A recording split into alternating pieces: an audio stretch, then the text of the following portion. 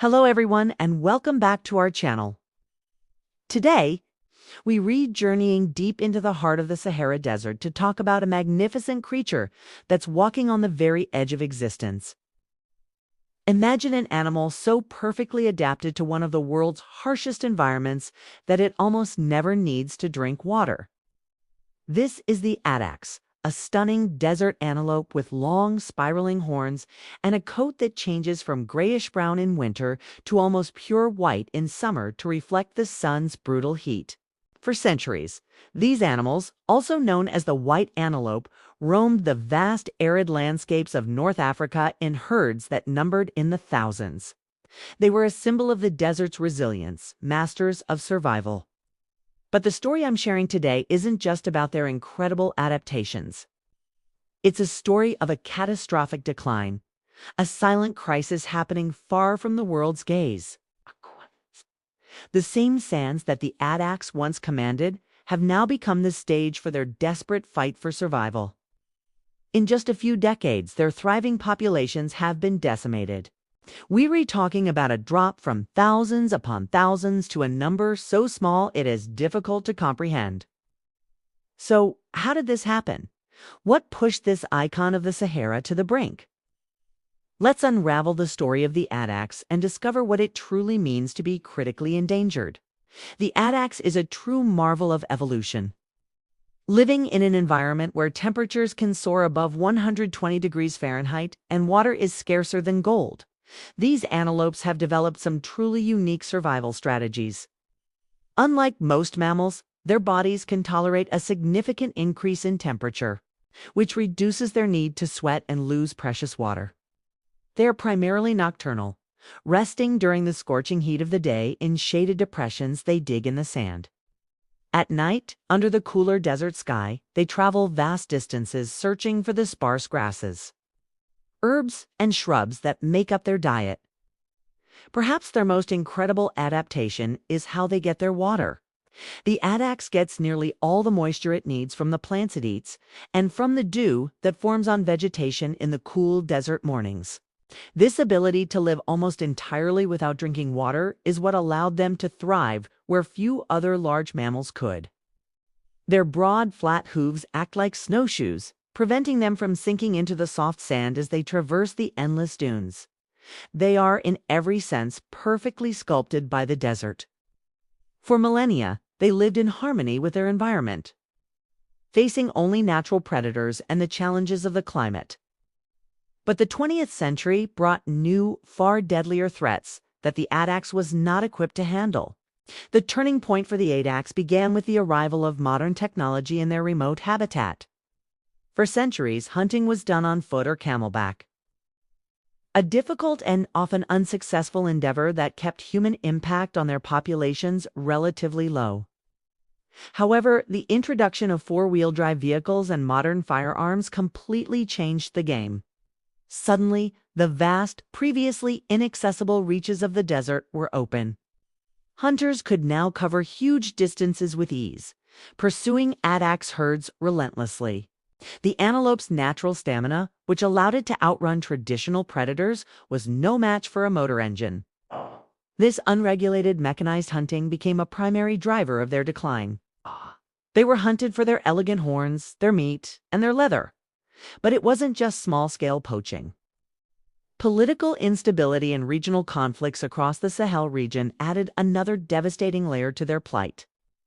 The presence of heavily armed military personnel and militias in their habitat led to widespread, unchecked killing. These conflicts disrupted their ancient migratory routes, fragmented their populations, and made the desert a war zone. The very remoteness that once protected them now left them vulnerable and without any refuge. The situation was spiraling out of control. Then came the boom of the oil and gas industry. Exploration and extraction activities moved into the heart of Addax territory. This brought roads, pipelines, and human settlements, further fragmenting their habitat and disturbing the quiet solitude they need to survive. The increased human presence also meant more people with the means and opportunity to hunt. The combination of these pressures was catastrophic.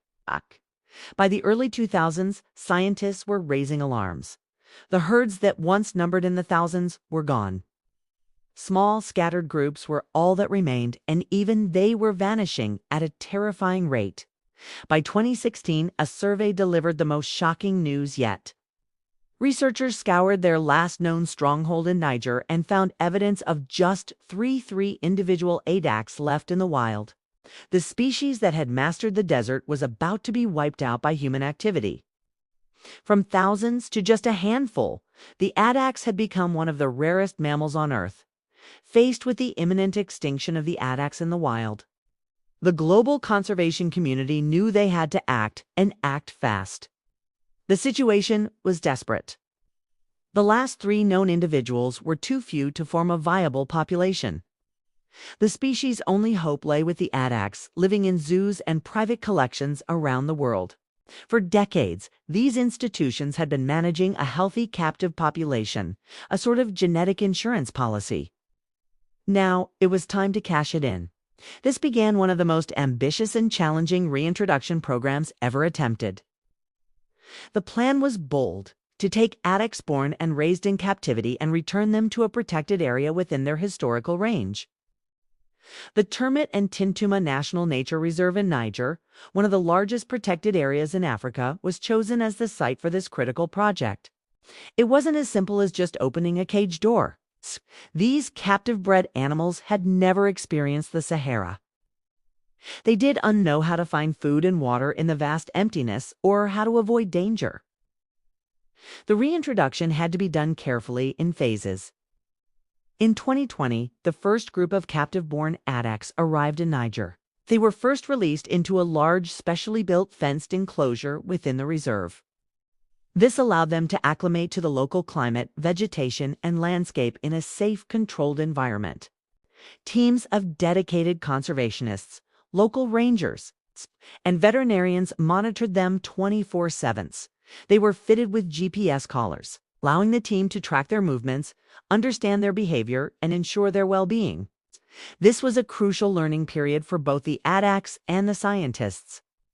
Every piece of data was vital for the success of the mission. After months of acclimatization, the day came to open the gates and release them into the wider reserve. It was a moment of incredible hope, but also great uncertainty. Would they survive? Would they form a cohesive herd? Would they reproduce?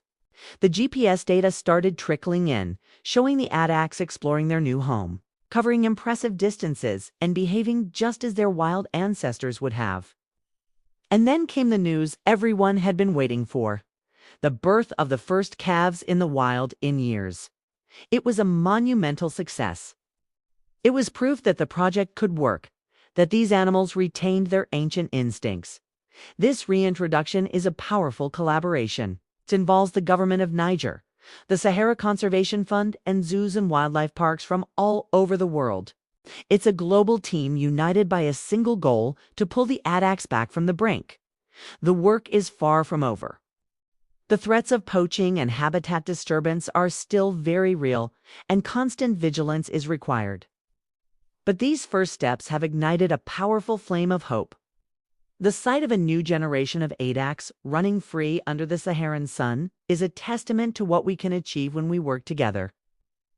The fight is not over, but for the first time in a long time, the future of the Addax looks a little brighter. The story of the Addax is a stark reminder of our impact on the planet, but it's also a powerful symbol of hope and resilience. This incredible project in Niger shows that with dedication, collaboration, and science, we can begin to undo the damage we've caused. But conservation isn't just for scientists and rangers in a faraway desert. We all have a role to play. So, what can you do? First, you can spread the word. Share this video. Talk about the Addax with your friends and family. Awareness is the first step toward action. The more people who know about the plight of species like the Addax, the more support there will be for protecting them. Second, consider supporting the organizations on the front lines. The Sahara Conservation Fund, the IUCN Antelope Specialist Group, and accredited zoos that participate in species survival plans are doing the hard work on the ground. A small donation can help pay for a GPS collar, fuel for a ranger's vehicle, or medical supplies. Every contribution, no matter the size, makes a real difference. And finally, think about the bigger picture. The threats facing the Addax habitat loss, unsustainable practices, and climate change are the same threats facing countless other species. By making more conscious choices in our daily lives, reducing our consumption, and advocating for stronger environmental policies, we contribute to a healthier planet for all its inhabitants, including us. The journey to save the Addax is long and filled with challenges, but their return to the Sahara is one of the most inspiring conservation stories of our time. It proves that it's not too late. Thank you so much for joining me today to learn about this magnificent animal. If you found this story moving, please give this video a thumbs up and subscribe to our channel for more stories from the wild. Don't forget to hit the notification bell so you won't miss our next adventure. I'll see you next time.